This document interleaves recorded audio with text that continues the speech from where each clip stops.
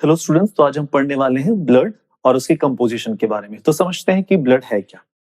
Blood एक fluid connective tissue है जो बेसिकली प्लाज्मा और ब्लड सेल से मिलकर के बना हुआ है। ठीक है, होता यह है कि ब्लड ही एक ऐसा चीज है जो हमारे बॉडी में कंटिन्यूसली सर्कुलेट हो रहा होता है। इस वजह से ये बहुत सारी चीजों को एक जगह से दूसरी जगह तक क्या कर सकता है, ट्रांसपोर्ट कर सकता है। इसीलिए हम इसको बोल सकते हैं एक तरह का सर्कुलेटिंग मीडियम भी है। ठीक है, हमारे बॉडी का जो 8% है बॉडी वेट है वो एक्चुअली ब्लड का होता है। ठीक है, एक एवरेज जो अमाउंट होता है ब्लड का that is around 5 to 6 litre एक एडल्ट में।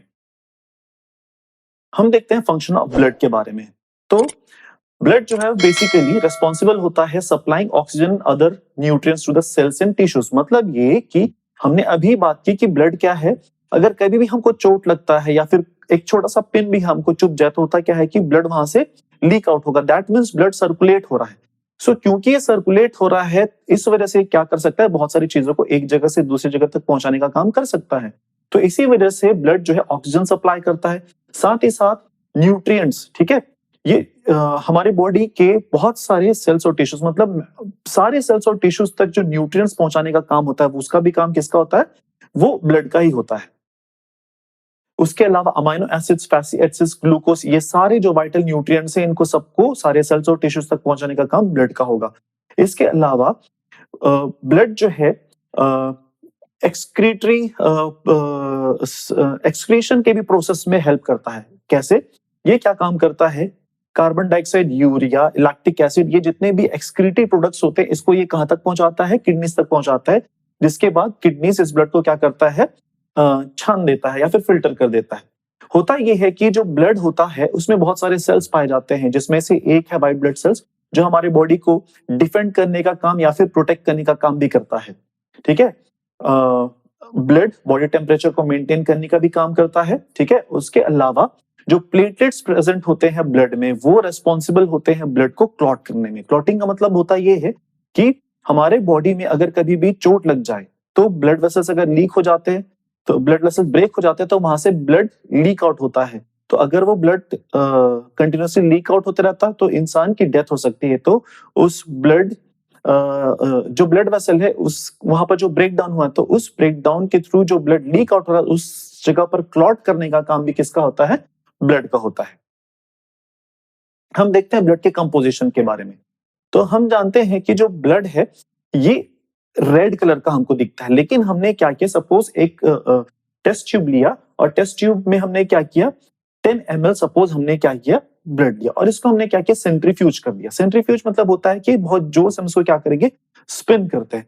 तो स्पिन करने के बाद हमको ये समझ में आता है कि जो ब्लड है इसमें 2 लेयर्स फॉर्म हो गए। ठीक है, तो ऊपर वाला जो लेयर है ये येलो कलर का दिख रहा है, फिर एक हल्का सा व्हाइट कलर का लेयर दिख रहा है और उसके बाद जो नीचे वाला जो लेयर है उसमें अपन को डार्क रेड कलर दिख रहा है।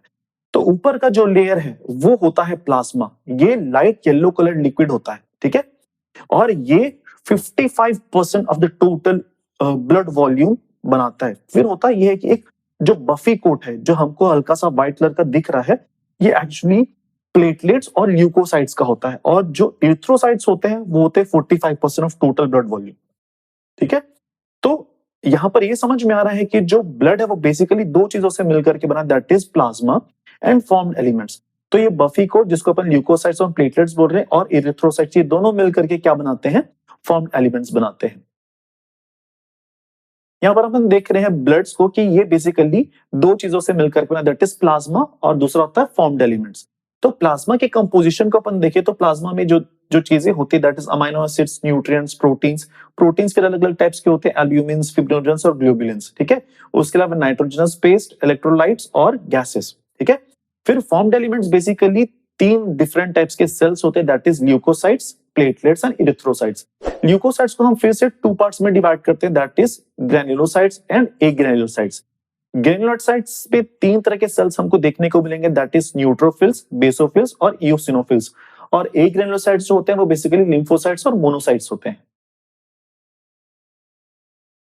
फिर अपन बात करते हैं प्लाज्मा की। ये जो पेल येलो कलर का जो लिक्विड हमको देखने को मिल रहा है जिसमें बहुत सारी प्लाज्मा प्रोटीन्स, ठीक है, होते हैं। उसके अलावा हार्मोन्स, गैसेस और वाटर, ठीक है, वेस्ट प्रोडक्ट्स, ये सारी चीजें इस प्लाज्मा में होते हैं और ये 55% ऑफ ब्लड वॉल्यूम का बना होता है। नेक्स्ट है फिर ये व्हाइट कलर का जो स्ट्रक्चर अपन को देखने को मिला, जिसको अपन ने ब्लफी कोट बोला था, इसमें व्हाइट ब्लड सेल्स और प्लेटलेट्स देखने को मिलेगा और ये है रेड ब्लड सेल्स।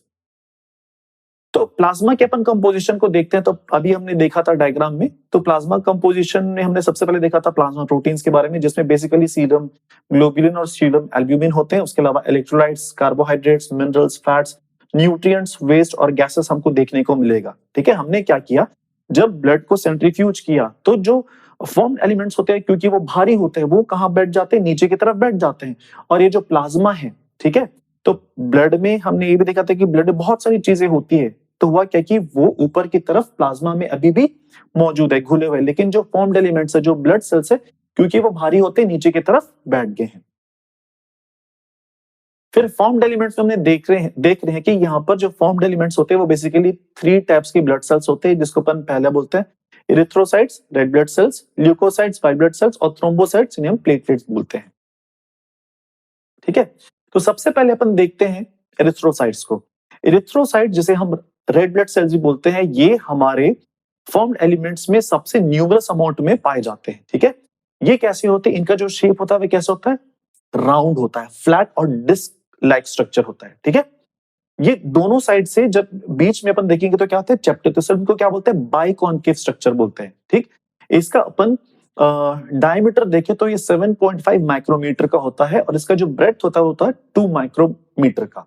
ठीक है, अब अपन ये देख रहे हैं कि ये जो बीच वाला जो स्पेस है वो बाइकॉन्केव क्यों होता है, क्योंकि इसमें बहुत सारे हीमोग्लोबिन्स होते हैं, तो गैसेस को एंटर करना और एग्जिट करना होता है, तो सरफेस एरिया को डिक्रीज करने के लिए ये बाइकॉन्केव शेप के होते हैं। आरबीसीज का जो लाइफ स्पैन होता है वो होता है 120 डेज का। ठीक है, और आरबीसीज बेसिकली जो रेस्पॉन्सिबल होते हैं वो गैसेस के एक्सचेंज के लिए होते हैं। ठीक है, मैक्सिमम अमाउंट में ये ऑक्सीजन को कैरी करते हैं, लेकिन लेसर एक्सटेंट में कार्बन डाइऑक्साइड भी कैरी करते हैं। फिर अपन बात करते हैं व्हाइट ब्लड सेल्स की। व्हाइट ब्लड सेल्स का बहुत इंपॉर्टेंट रोल होता है हमारी बॉडी में डिफेंस प्रोवाइड करने के लिए।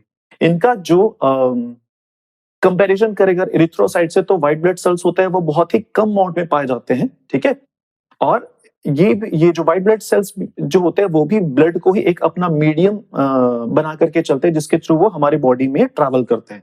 ठीक है, जो ल्यूकोसाइट्स होते हैं या फिर जो व्हाइट ब्लड होते हैं, ये हमारी बॉडी में बहुत अलग अलग तरीके से हमको डिफेंस प्रोवाइड करने का काम करते हैं, जैसे एंटीबॉडीज बना करके या फिर हिस्टामिन सीक्रेट करके, हिपैरिन सीक्रेट करके, और कुछ और चीजें होती है जो हिस्टामिन को न्यूट्रलाइज करने का काम करते हैं। ठीक है, अब एक बहुत खास बात होती है ल्यूकोसाइट्स की, कि वो क्या कर सकते हैं, कैपिलरी वॉल्स के थ्रू टिश्यू स्पेसेस में जा सकते हैं और इस प्रोसेस को अपन बोलते हैं डायपेडिसिस। ठीक है, अब होता ये है कि ये टिश्यूज से पहुंच करके हमारे टिश्यूज को क्या करते हैं, डिफेंस प्रोवाइड करते हैं, मतलब ये प्रोटेक्ट करते हैं, किससे, इंफ्लेमेटरी रिस्पॉन्सेस से। ठीक है, और डिजीजेस से। हम देख रहे हैं व्हाइट ब्लड सेल्स को, तो ये जो व्हाइट ब्लड सेल्स है अभी हमने देखा था, एक बार फिर से देखते हैं कि ये 2 टाइप्स के होते हैं, ग्रैन्युलोसाइट्स और एग्रैन्युलोसाइट। ग्रैन्युलोसाइट्स वो सेल्स हैं जिनमें छोटे छोटे ग्रैन्यूल्स, यहाँ पर आपको देखने को मिल रहा है छोटे छोटे दाने। ठीक है, छोटे छोटे स्ट्रक्चर्स देखने को मिल रहे हैं सेल्स में, तो ये ग्रैन्यूल्स होते हैं। तो वो सेल्स जिसमें ग्रैन्यूल्स प्रेजेंट होते हैं उन्हें हम ग्रैन्युलोसाइट्स बोलते हैं, और वो सेल जिसमें ग्रैन्यूल्स नहीं होते हैं, ये स्मूथ दिख रहे हैं, इसलिए हम इसको क्या बोलते हैं, एक ग्रैन्युलोसाइट्स बोलते हैं। तो जो ग्रैन्युलोसाइट्स होते हैं वो बेसिकली न्यूट्रोफिल्स फेगोसाइटोसिस एक्शन में हेल्प करता है। इओसिनोफिल्स किस में हेल्प करता है, fights against parasitic infection. Basophils जो होते हैं वो प्रोड्यूस करते हैं inflammatory and allergic reaction. Lymphocytes जो होते हैं ये प्रोड्यूस करते हैं स्पेसिफिक इम्यून रिस्पॉन्स। ठीक है, और मोनोसाइट्स जो होते हैं वो क्या काम करते हैं, fights of bacteria, viruses and fungi. तो ये व्हाइट ब्लड सेल्स है with their different functions. Last जो है दैट इज प्लेटलेट्स। प्लेटलेट्स जो होते हैं ये हमारी बॉडी में बेसिकली ब्लड क्लॉटिंग के लिए रिस्पॉन्सिबल होते हैं। तो कभी भी हमको जब चोट लग जाता है तो जिस जगह चोट लगा है उस जगह से क्या होता है कि कुछ देर तक ब्लीडिंग होगा, और ब्लीडिंग के बाद कुछ ही मिनट्स में हम देखते हैं कि वहां पर जो हीलिंग का प्रोसेस स्टार्ट हो गया और जो ब्लड है वो क्लॉट होना शुरू हो गया है। ठीक है, आई होप आपको ये वीडियो समझ में आया होगा। इन केस अगर आपको किसी भी तरह का कोई डाउट है तो आप मुझे कमेंट सेक्शन में लिख करके बता सकते हैं।